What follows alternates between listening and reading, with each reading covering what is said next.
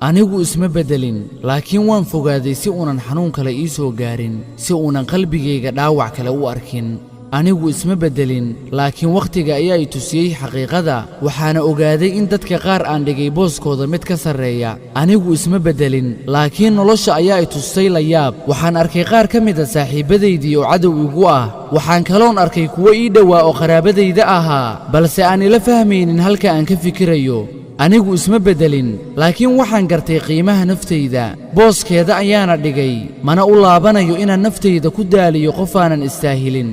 anigu isma bedelin laakiin waxaan diiday daalka waxa aan awooddayda geliyey qof kastoo istaahilay laakiin go'aamadayda isma bedelin oo waa sidoodii keliya waxaan u fogaaday si aan naftayda u dareensiiyo degganaan